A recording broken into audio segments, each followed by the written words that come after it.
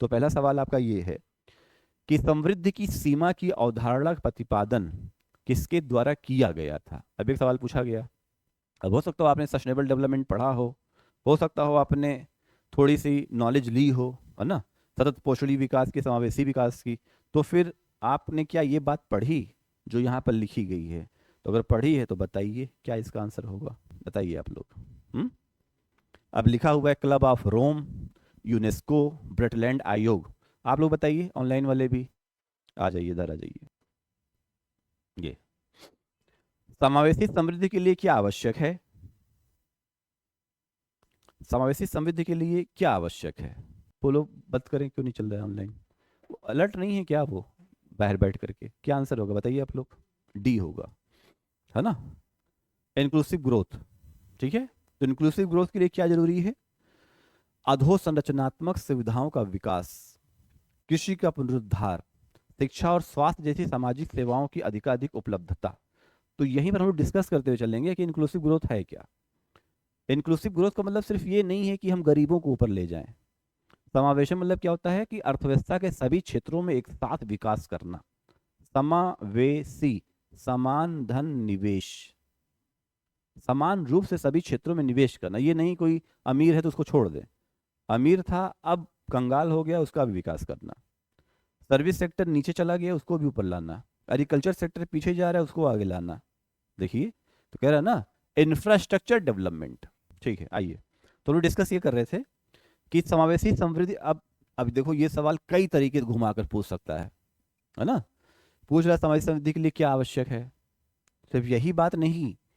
हो सकता है ऐसे पूछ रहे, समावेशी समृद्धि के लिए क्या आवश्यक नहीं है, ये पूछ सकता है। या ये पूछ सकता है समावेशी समृद्धि के निम्नलिखित तथ्यों में से कौन से तथ्य असत्य हैं।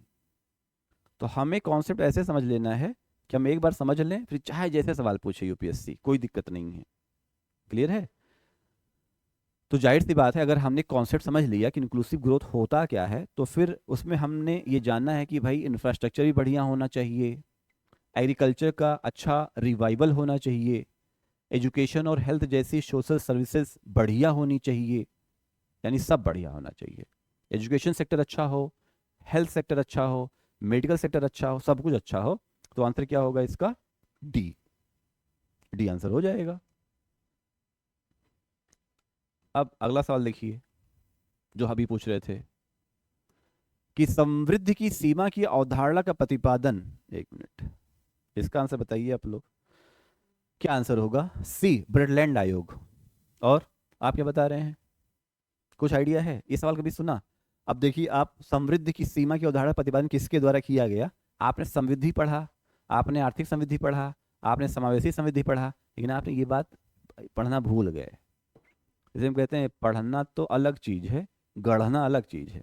गढ़ना समझते हैं ना? गढ़ना मतलब क्या? जैसे पेंसिल को गढ़ा जाता है, शार्प करना। अगर आपने ये बात सी लगा दी, इसका मतलब आपने पढ़ा नहीं सही से। ब्रटलैंड आयोग का संबंध तो सस्टेनेबल डेवलपमेंट से है, समृद्धि की सीमा से नहीं है। अगर ये बात आपने डिटेल में नहीं पढ़ी तो इस सवाल का जवाब करके नहीं आएंगे, आपको लगेगा आसान सवाल है और आप गलत करके आ जाएंगे। समृद्धि की सीमा की अवधारणा का प्रतिपादन किसके द्वारा किया गया? क्लब ऑफ रोम के द्वारा किया गया। यानी अब आपको क्लब ऑफ रोम के बारे में नहीं पता होगा। क्लब ऑफ रोम की स्थापना 1968 में की गई और 1972 में ये बात लाया गया कि हमें कैसे पूरे विश्व में ग्रोथ को लिमिटेड करना है ताकि हम सतत पोषणी विकास को आगे बढ़ा सकें। क्लियर हो गया? तो ये कॉन्सेप्ट किसका है? क्लब ऑफ रोम का है। और ब्रटलैंड आयोग की स्थापना उसके बाद होती है जब हम लोग नारा देते हैं आवर कॉमन फ्यूचर, हमारा साझा भविष्य, तब वो आता है। तब जैसे देखिए, जो सवाल अब आपको नहीं आएगा तो उसमें हम छोटी सी नोट्स वहीं बनवा देंगे। तो अब आप अपनी पीटी के लिए एक डायरी बना लीजिए बस। उस डायरी में 20-25 पेज ही होगा, तो उसमें क्या होगा, आपके वो पॉइंट आपको हिट करेंगे जो आपको नहीं पता है। क्लियर हो गया? तो इससे हम अपना पीटी अच्छा कर पाएंगे। तो इसमें क्या हो जाएगा? Club of Rome. अगला सवाल देखते हैं। निम्न में से कौन सा एक आर्थिक वृद्धि का परिचायक है? वर्ष के दौरान स्थिर कीमतों पर राष्ट्रीय आय में वृद्धि, वास्तविक प्रति व्यक्ति आय में स्थिर समृद्धि, किसी अवधि में चालू कीमतों पर राष्ट्रीय आय में वृद्धि, जनसंख्या में वृद्धि के साथ राष्ट्रीय आय में वृद्धि। सवाल समझ पाए क्या कह रहा है? किसी भी देश में परिचायक कौन है? कौन है जो आर्थिक वृद्धि को बेहतर ढंग से बताता है? क्या बताएंगे? ए, वर्ष के दौरान स्थिर कीमतों पर राष्ट्रीय आय में वृद्धि।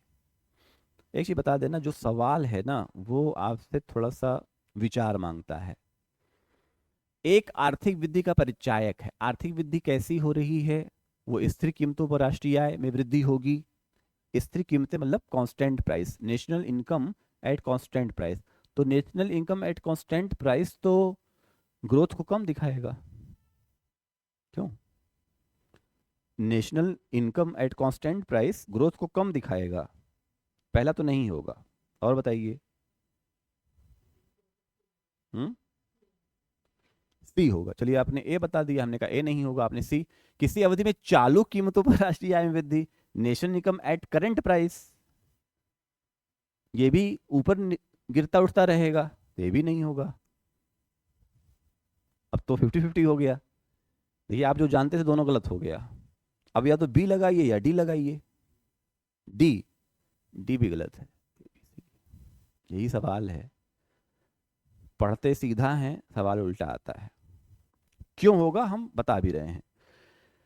आर्थिक वृद्धि का परिचायक वास्तविक प्रति व्यक्ति आय में सुस्थिर वृद्धि। किसी भी देश की आर्थिक वृद्धि हम कैसे निकालते हैं? उसकी पर कैपिटा ग्रोथ से निकालते हैं ना। हम जब प्रति व्यक्ति आय निकालते कैसे निकालते हैं? कुल राष्ट्रीय आय में जनसंख्या से भाग कर देते हैं। क्यों? हम पीसीआई निकालने के लिए क्या करते हैं? उस देश का कुल राष्ट्रीय आय बटे टोटल पॉपुलेशन। तो जिस देश का पीसीआई बेहतर होगा उस देश में तो फिर हालात अच्छे होंगे ना। और हम पीसीआई को बेहतर करने के लिए ही आगे बढ़ रहे हैं। तो हमारा इकोनॉमिक ग्रोथ कब बेहतर होगा? जब हमारा पीसीआई बेहतर होगा। तो किसी भी देश की आर्थिक समृद्धि का असली परिचायक उसकी प्रति व्यक्ति आय। समझ में आ गया? अब ये सवाल कैसे भी पूछे, अगर ऐसे पूछ ले, किसी भी देश की मजबूती का परिचायक प्रति व्यक्ति आय, किसी भी देश की वास्तविक समृद्धि का वास्तविक मानक प्रति व्यक्ति आय, ये कॉन्सेप्ट है। अब ये पूछे मापन किस पे करेंगे, तब आप राष्ट्रीय आय पे जाएंगे। तो राष्ट्रीय आय की संकल्पना से बड़ी संकल्पना पर कैपिटा इनकम की संकल्पना है। जरूरी नहीं है, जरूरी नहीं है। अगर राष्ट्रीय आय में वृद्धि होगा तो जरूरी नहीं है प्रति व्यक्ति आय में वृद्धि हो। फार्मूले से तो होगा। क्या लिखा हुआ है? हम वास्तविक प्रति व्यक्ति आय की बात कर रहे हैं, हम प्रति व्यक्ति आय की बात नहीं कर रहे हैं। जैसे हम कहें भारत में ट्रेनों की औसत चाल 160 किलोमीटर प्रति घंटा है, पैसेंजर की तो नहीं है ना। बुलेट की है, राजधानी की है, सुपरफास्ट की है। तो हमने सबकी चाल को जोड़ करके नंबर ऑफ ट्रेन से भाग कर दिया। जैसे हम कहें सबकी प्रति व्यक्ति आय 1.5 लाख रुपए है प्रति महीने, आपकी है 1.5 लाख रुपए प्रति महीने? नहीं है ना। तो कैसे आया 1.5 लाख? अंबानी की भी इनकम शामिल है, अदाड़ी की भी इनकम शामिल है। तो चलिए बड़े लोग हैं, सबकी इनकम शामिल है, बट एक कुल जनसंख्या से भाग कर दिया तो क्या निकला? सिर्फ औसत आय, प्रति व्यक्ति आय। और किसी भी राष्ट्र की जो वास्तविक वृद्धि होगी, आर्थिक वृद्धि, वो वास्तविक, यही तो अमर सेन कहते हैं कि we have PCI, that is average income, we don't have real per capita income. हमारे पास वास्तविक प्रति व्यक्ति आय का कोई फॉर्मूला नहीं है। तो वास्तविक प्रति व्यक्ति आय नहीं, वास्तविक समृद्धि। तो ये जो हम आपको आंसर बता रहे हैं ना, ये यूपीएससी के द्वारा जस्टिफाइड आंसर है। ये नहीं आपको अपने मन से बता दे रहे हैं, हम उसी को जस्टिफाइड कर रहे हैं। और सही भी है।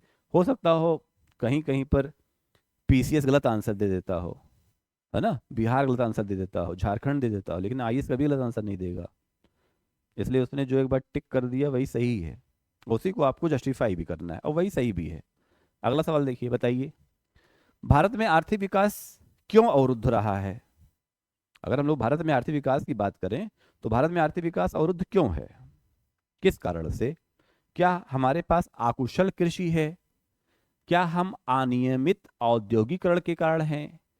क्या हम पाश्चात्य सामाजिक आवृत्ति के कारण अवरुद्ध हो रहे हैं, या सभी? पहले सवाल पढ़ो ध्यान से, तब आंसर बताओ। समझ लो आपकी आईएसपीटी का सवाल है, आपको लगाना है। क्या लगाएंगे? डी लगाएंगे आप। चलिए, महेश ने डी लगा दिया। अब बताइए आप क्या लगाएंगे।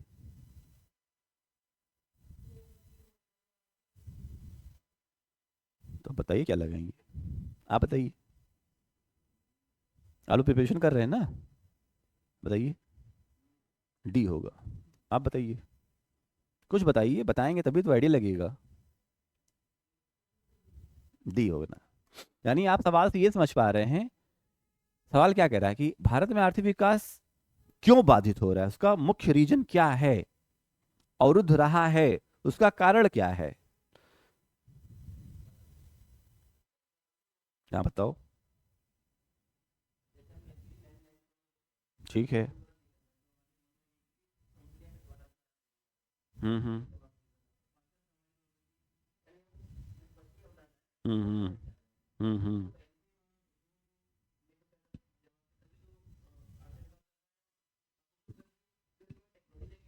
हम्म हम्म।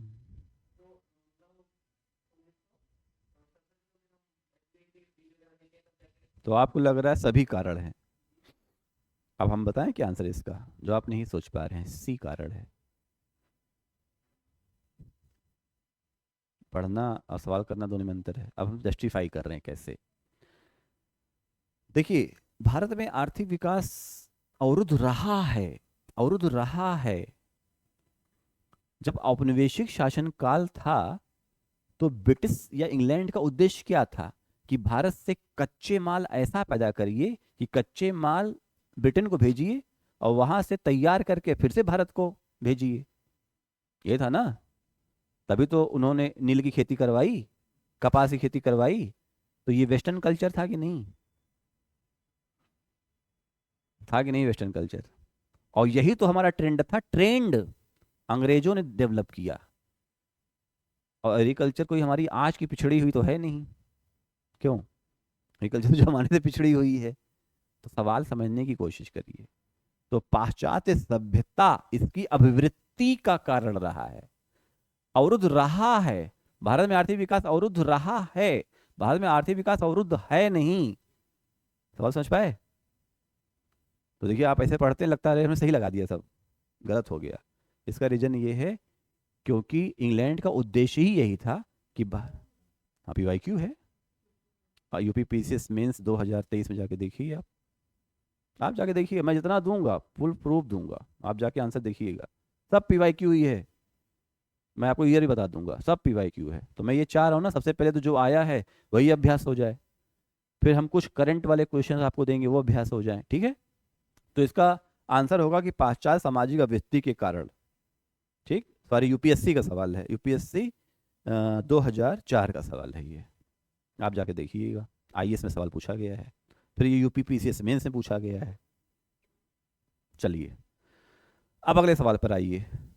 मैं फिर कह रहा हूँ, आप एक पेन अगली क्लास से एक पेन कॉपी सब लोग लेकर आएंगे, ठीक। तो जो हम जहाँ अटक रहे हैं ना उसी को नोट बना लीजिए, बात खत्म। आपको पूरा पढ़ना नहीं है भाई। देखो, इकोनॉमी के 20 सवाल आएंगे ना, 10 आपको आ रहा होगा।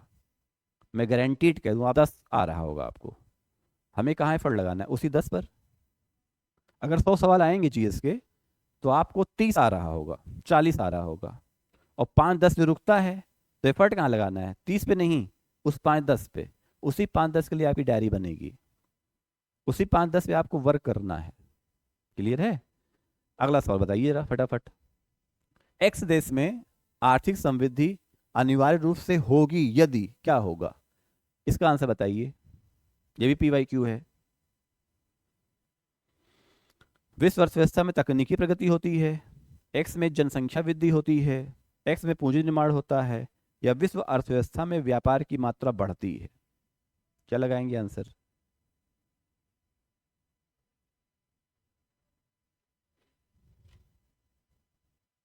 एक्स देश में आर्थिक समृद्धि अनिवार्य रूप से होगी यदि विश्व अर्थव्यवस्था में तकनीकी प्रगति होती है, एक्स में जनसंख्या वृद्धि होती है, एक्स में पूंजी निर्माण होता है, या विश्व अर्थव्यवस्था में व्यापार की मात्रा बढ़ती है।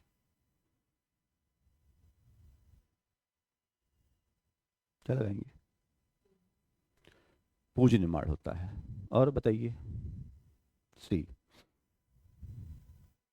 डी, देखिए आंसर आ गया। और आप बताइए। ठीक, ठीक है, ये बात बिल्कुल सच है, हमें इकोनॉमिक ग्रोथ के लिए हमें कैपिटल फॉर्मेशन चाहिए। ठीक है, तो फिर से बता दें, ये क्लास इसलिए है ताकि हम आपका फटाफट PYQ अभ्यास करवा दें, और जहां आपका कॉन्सेप्ट क्लियर ना हो क्लियर करवा दें। इसी का नाम होता है PT का अभ्यास। ठीक है, तो ये जो हमारी 1 डेढ़ घंटे की क्लास होगी, उसके पीछे का मकसद यही है कि आपका PT इस सेगमेंट में नहीं रोकना चाहिए।